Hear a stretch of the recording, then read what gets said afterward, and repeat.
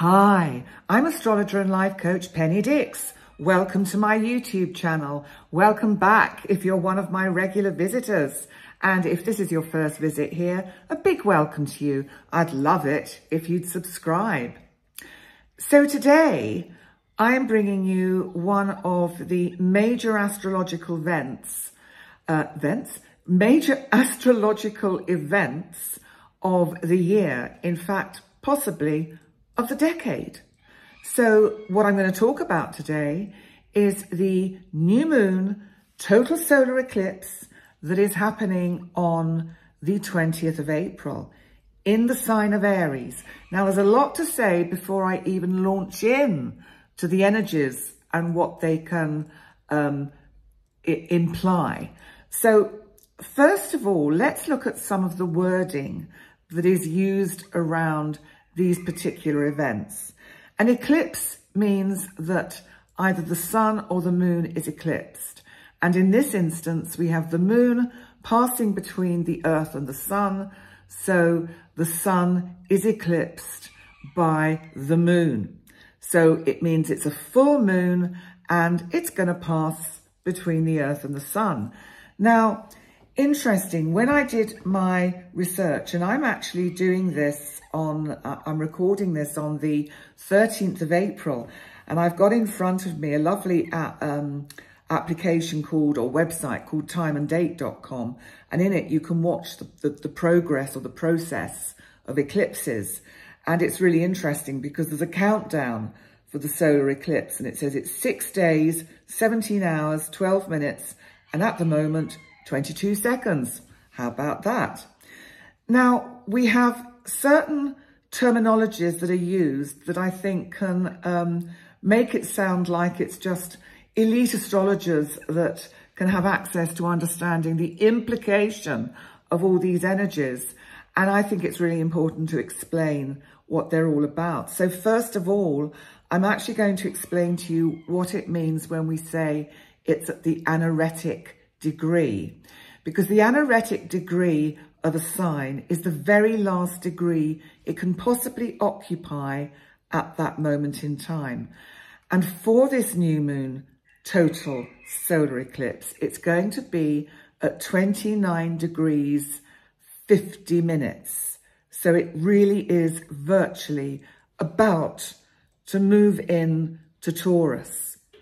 Now, why this is significant and why it's called anaretic is that anaretic is the word used to underline the kind of energy involved in this point astrologically and how powerful it is. It's often seen in astrology as a kind of fated degree, a fated point. And what it means is that if you have any planets or your ascendant, MC, descendant, IC at this 29 degree, and if it's Aries, then this is going to potentially be a very powerful eclipse for you. But I also want to add at this point that we mustn't get hung up on the power of these energies, because what happens is we can get fearful of the, just immensity of these feelings and these energies and think that something dramatically awful is going to happen because we get into a kind of a sort of all or nothing thinking and we imagine the worst is going to happen. That doesn't necessarily mean that's what's going to happen. And it's by degree, which is an interesting terminology, because what is happening is that this is that kind of fixed point in time, which is going to be the trigger point for the events that unfold in that area of your life, which I will talk about when I go through the astrological zodiac signs and your rising signs and your moon signs. It's that part of your life that could be affected by this particular eclipse. Now, the other thing I want to say about this particular eclipse is that it's not really going to be visible in the Northern Hemisphere. It's actually the lucky Australians who are going to get the total eclipse. And it's interesting because this eclipse is also called a hybrid solar eclipse. There we go. Another word, hybrid, to make us think, what does that mean? Well, I'm going to tell you because I looked it up, because, you know, Mr. Google is fantastic for all these answers that we seek. So it's actually called the Ningaloo eclipse, and it's the hybrid solar eclipse, and it takes its name from an Aboriginal word. And the path of totality for this particular eclipse passes over Northwest Cape, a remote peninsula of Western Australia. So there we are, it's the Ningaloo or hybrid eclipse. So it has power, it has depth, it has substance. It's in the sign of Aries. Aries is the first sign of the zodiac. That again underlines its kind of power. It's a new moon. It's about new birth, new things, new beginnings, new chances, new opportunities. And what we have to remember that makes this super powerful is that it's the second new moon in the sign of Aries within a month. The first new moon happened on the 21st of March. That was the day after the spring equinox, and that was when the sun moved into Aries. And this new moon is happening literally a few hours, about 3 or 4 hours before the sun slips into Taurus. So it does actually bring in that Taurus energy. And remember that the node, the North Node, which is the kind of also trigger point of an eclipse in this instance, is in Taurus. So they are, all this energy is grouped together around this, let's use the word, anaretic, that's it, new word for the day, anaretic degree of the sign of Aries. So one of the things I want to say is that timing is everything, because if we actually look at the event chart, Saturn in Pisces is in the 12th house of the event chart.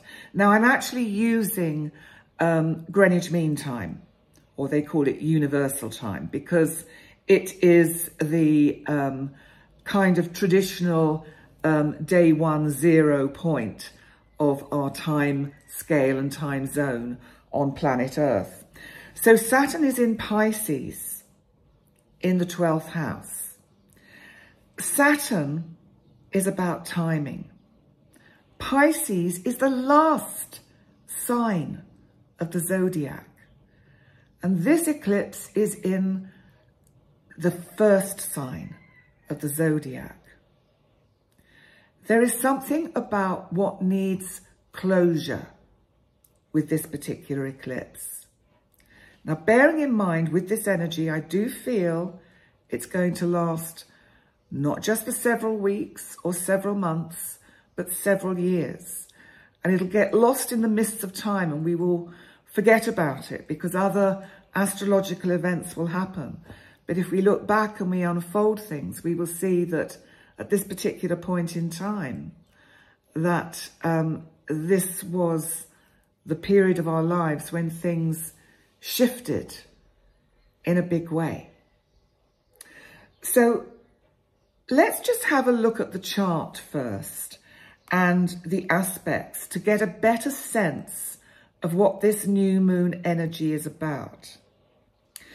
Now, Pluto, that is, of course, our planet, my big outer boy, well, my small dwarf planet of transformation, power, strength, empowerment, and of endings and beginnings, which of course is something about this new moon. It is about a new beginning.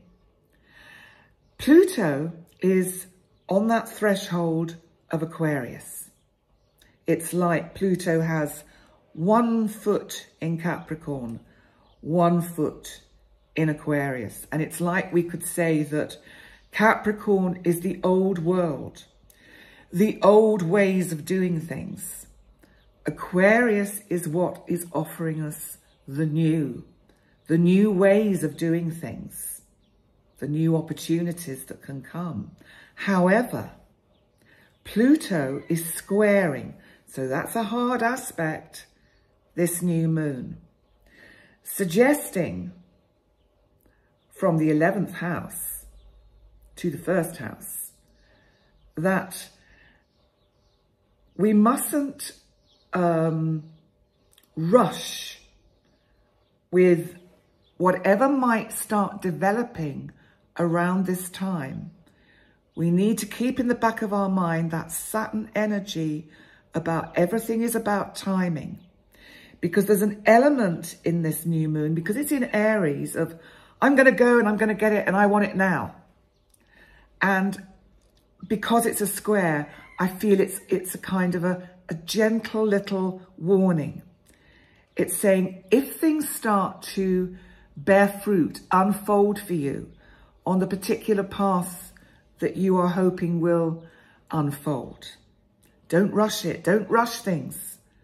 Let things take their time, because it's a square. And this Pluto square, apart from it squaring the new moon, of course, it is squaring both the nodes, the north node and the south node. So this is what we call a T-square. Now, a T-square is exactly how it sounds. You've got my ring there, if you like, is Pluto, and it's down here is the south node, and over here is the north node. And the south node, of course, is in Scorpio. This is the sign that Pluto rules. So Pluto has, you could say, dominion over the south node, and the fact that Pluto is also a planet of transformation, endings, death, beginnings. This is about what we need to leave in the past and what we need to take with us into the future, which moves us up to that north node in Taurus, which is about luxury, indulgence, the earth, greenery, trees, gardens. It can be, Taurus loves its food and its comfort. So it's almost as if these things are promised, but they come at a price. And it's a bit like you go into a fairy story, into a castle, and there's a beautiful banquet waiting for you as you arrive in the main hall. And there's a small door in the corner which has got the north node on it, way to my future. But you're really drawn to this wonderful feast on this lovely table. And maybe you stay too long and that door becomes smaller and smaller and smaller until it fades away. And isn't that often what happens in life? When we have an idea and we allow ourselves to procrastinate, to get sidetracked by the, let's use the analogy of the lovely feast laying in front of us. So Pluto is giving us a kind of timely warning and saying, don't get delayed too long, because it's actually the work that you put into manifesting your dreams that ultimately brings the results that are promised by this new moon total solar eclipse. At the same time, because it's an eclipse, so we have the feminine, if you like. It's covering the masculine energy. So with this eclipse, we need to think about what the other energies are. Because I also want to say about that Pluto square to the North and South Node, that this square is going to be on and off in intensity over the next kind of probably 2 years. Because, of course, Pluto has its retrogrades. It's actually going retrograde at the beginning of May, which is not that far off. By the 11th of June, it moves back into Capricorn, but it'll still be squaring those nodes. So what might we expect in the world in general? I think that we're going to see the usual that we've been seeing. We've been seeing a lot of unrest in all the kind of problem areas of the globe. Ukraine, Israel again flared up. I think we'll see more going on in Iran.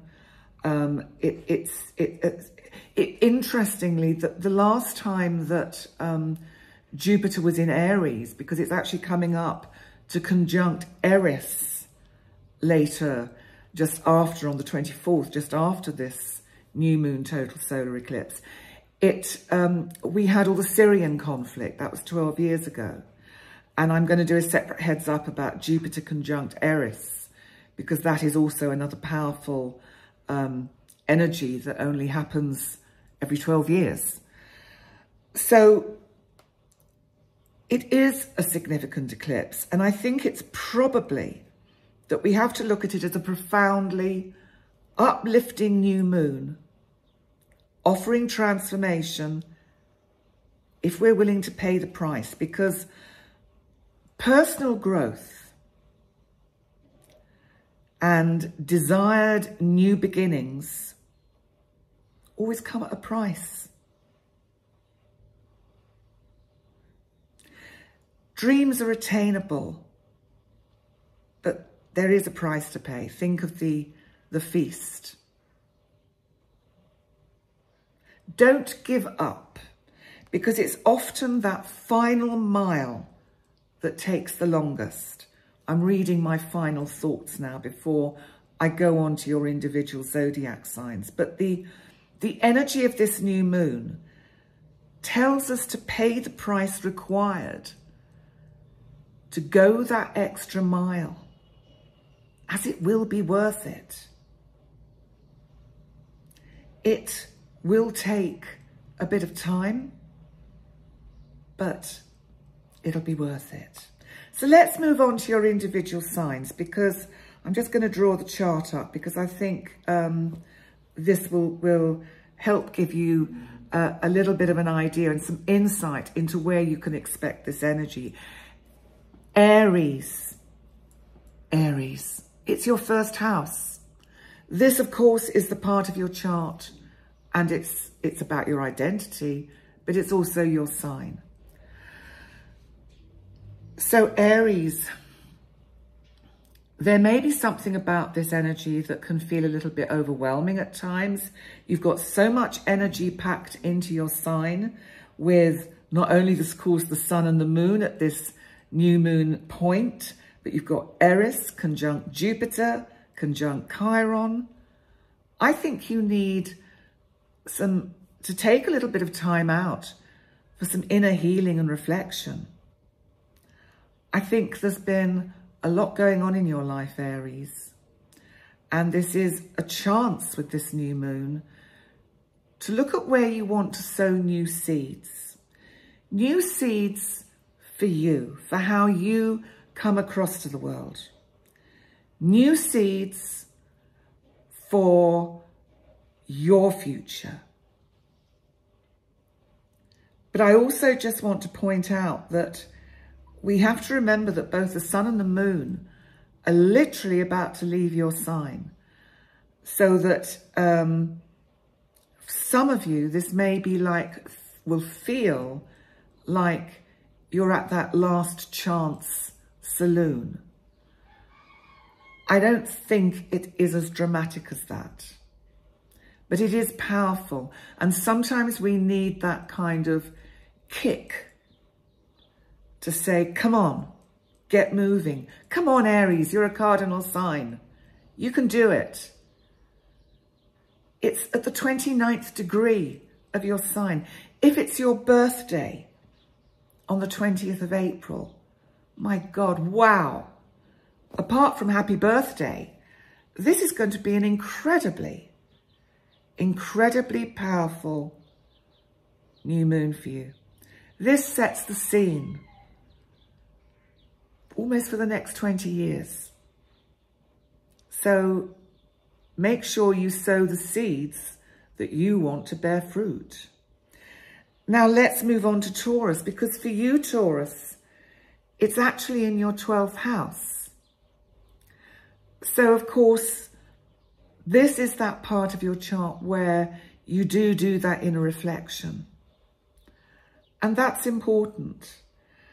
And you are on the cusp of moving into some new territory with this new moon, because you've got this new moon, if you like, actually on your ascendant. So there's some wonderful opportunities for Taurus to, and I've used this before, this terminology, to step outside your comfy zone. But it'll be worth it.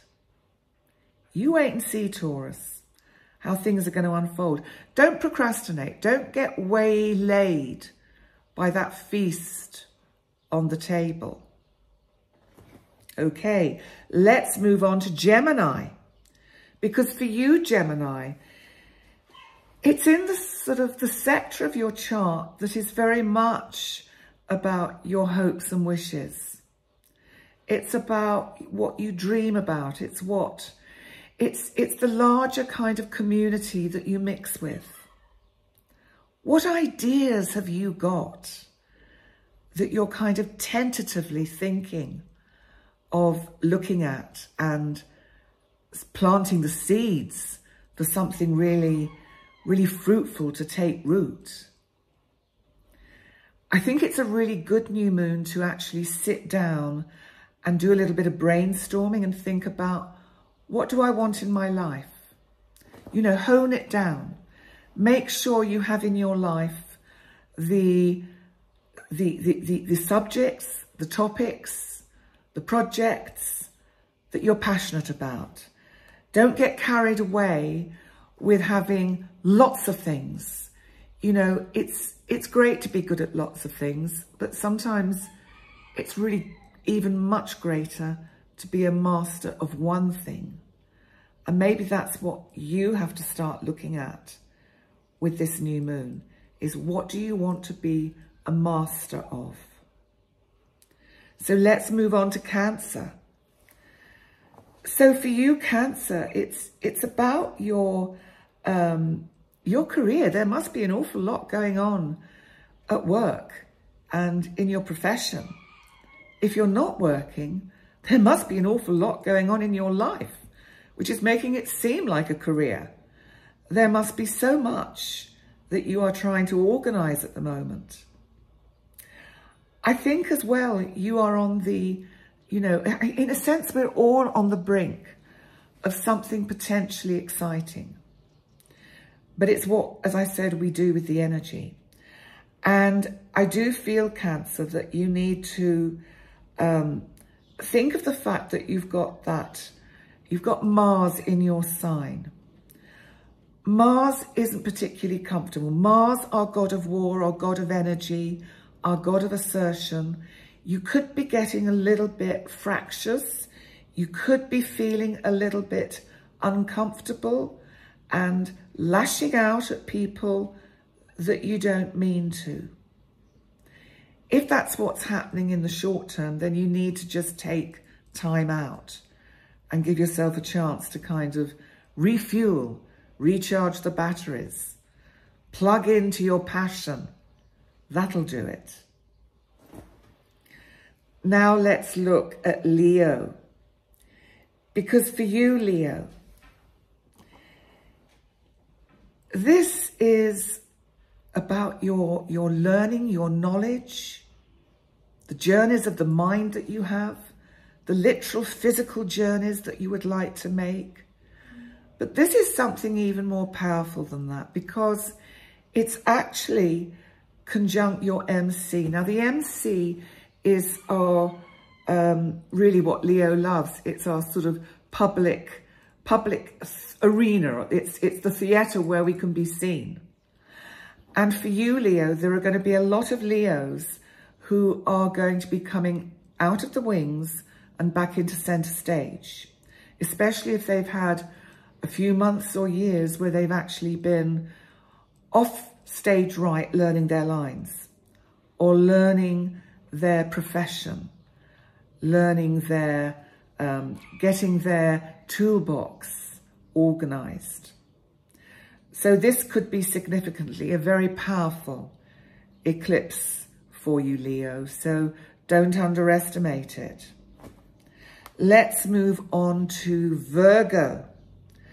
So for you, Virgo,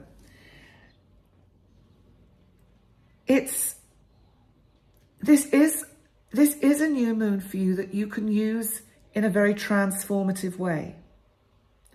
Sometimes, Virgo, you go round and round in never-ending and ever-decreasing circles, overthinking everything and running all over the place and never getting anything really seriously sorted and done. This new moon is saying what no longer serves you. This is also like I was saying to, and I can't remember which sign it was now, but I was saying that, I think it was Gemini actually. Sometimes we have to learn to be a master of one passion and not good at lots of things. You know, sometimes you see people's CVs and there's everything they've done since they were 3 years old and appeared in a school play. And this comes from lack of confidence. Because if you're good at one thing, Virgo, you don't have to bring up all the others, because it's very clear that you will know what you're talking about. So this is a chance for you to walk your talk, Virgo. Get good at one thing. Libra. Well, of course, it's your opposite sign. One could say you can expect significant changes in your close personal relationships, but that's too general and it's too flaky. Let's try and look at it as you embracing the new moon energy and looking at how you can bring fresh life into your relationships. What could you do? What can you initiate that brings changes? What can the two of you, if there are the two of you, do together that really unites you? Could be a hobby, a passion. The other thing is that Libra, if you are single and looking, over the next 2 years, I think it's highly unlikely that you will remain single. I think this will be the trigger point that brings in that relationship that you're hoping for. Now, let's look at Scorpio. So Scorpio, out there all on your own. Scorpio, inner reflection. You know the node is in your sign, the South Node, and you know that all that Aries energy or Taurus energy is opposite you. The Aries energy is opposite, but because it's right on the cusp of Aries and Taurus, you've got your Scorpio South Node opposite your Taurus North Node. Now, I mentioned yesterday when I did my episode of Whiskey and Bagels with Brandon Russ, which are all available on his channel. If you're missing them on mine, we decided it was much more sensible to put them all on one channel. So there's just one place that you go to. But one of the things I said about Scorpio when we talked about this new moon solar eclipse is that I know they're not pussycats. By no means are they pussycats. But they can have the patience of the cat. Or as Brandon pointed out, the patience of the dragon. As it sits, surveys its scene, and waits for the right moment to act. There's something of that energy for you, Scorpio, with this particular new moon. Remember, it's an eclipse. So you really need to be aware of the timing of when you bring in reinforcements to help you sow the seeds that you are hoping to nurture. So Sagittarius.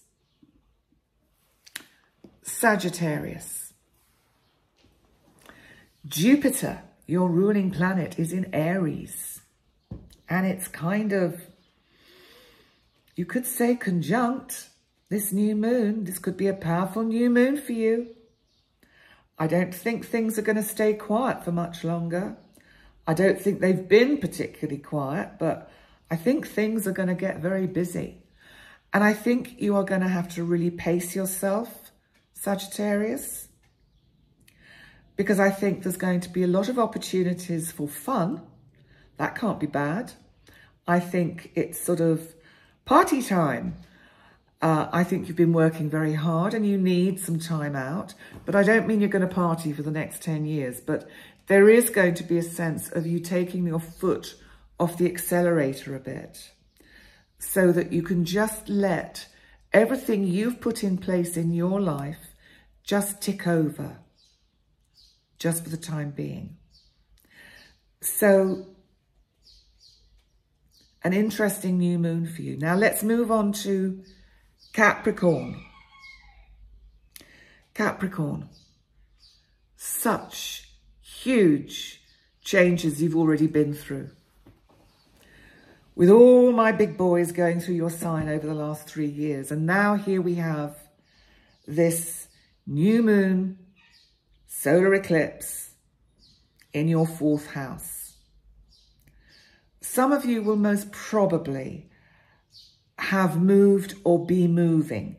I think that is just a kind of, it's a given. This energy is too powerful for it not to be shifting where you are. I think it's just massive. If it hasn't happened already, it's going to happen in the next couple of years or so. But I also think you're going to see changes within the family.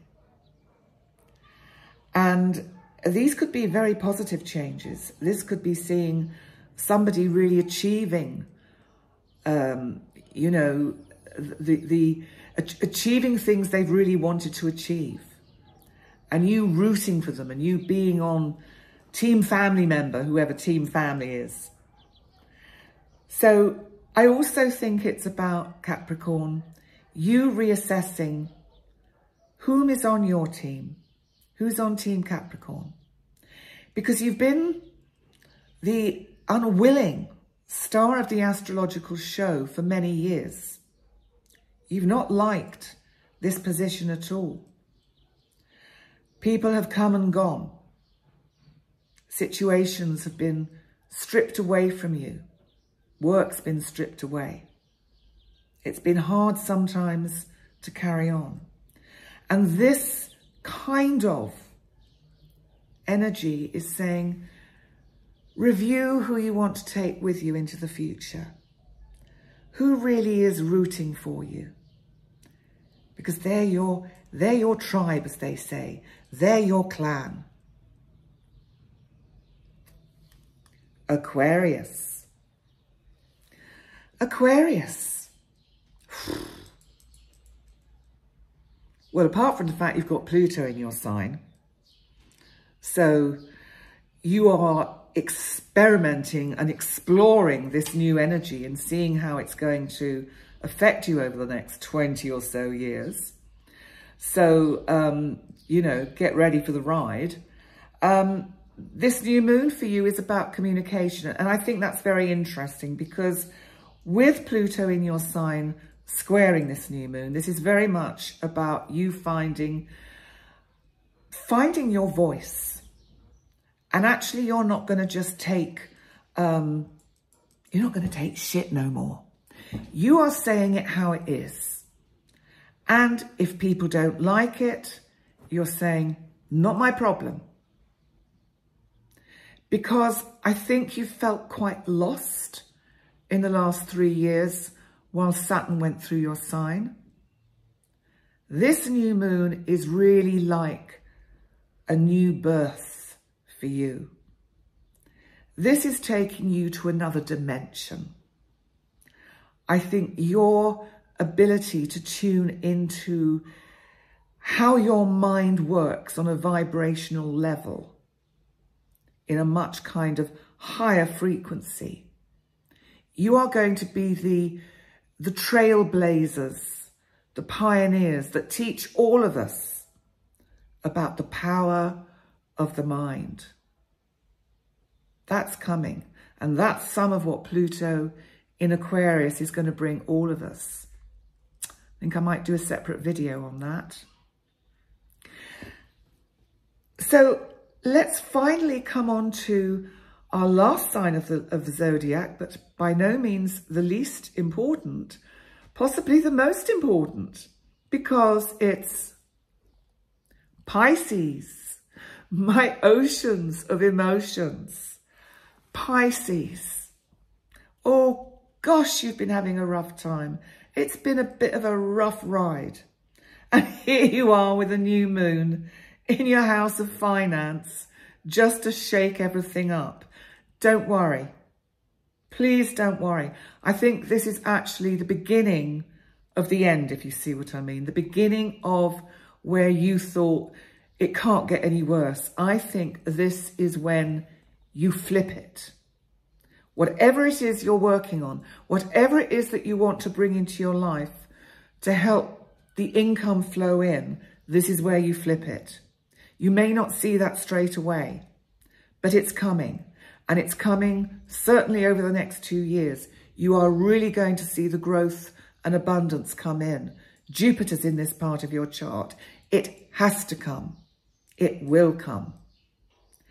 And the fact that it is at the anaretic degree just highlights the fact that it is fated.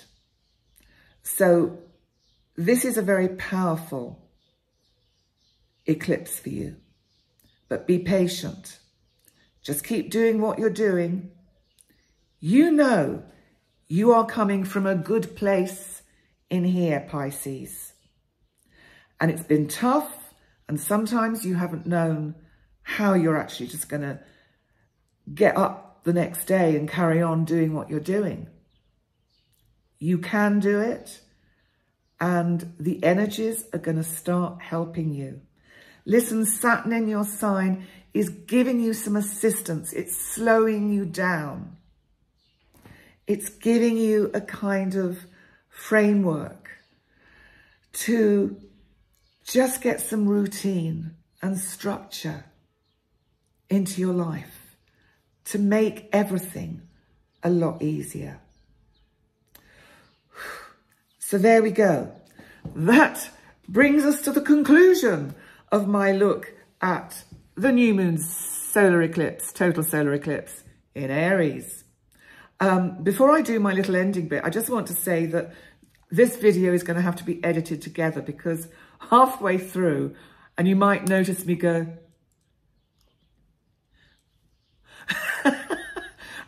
just laugh. I suddenly thought, I'm not sure that I meant that. I'm not sure that I should have said that. Did I get it the right way around? I was suddenly getting confused with whether I was talking about a full moon lunar eclipse or a new moon solar eclipse. And so I had a little mental blip. So it's quite amusing. You'll just see me going, Anyway, because I wasn't going to go back to the beginning and start all over again, because I'd already done about 15 minutes. Anyway, on that note, thank you so much for joining me. And for this very much in-depth look at the total solar eclipse, new moon solar eclipse in Aries on the 20th of April, 2023. Please remember to like, comment, subscribe, and all those wonderful things. And also thank you to all of you who've been recently subscribing to my website. And if you haven't subscribed to my website, it's in the description box, pennydix.com. Please go there, please subscribe, because we're just starting to generate some energy into the website, doing a newsletter. There's lots of blogs on there that I write. I've written one about this new moon solar eclipse. That'll be up there soon if it's not already. And I also, we're planning some special events that will be available to you if you are a subscriber to the website. So that's all I need to say today. Thank you so much for joining me, and I look forward to seeing you next time. Bye for now.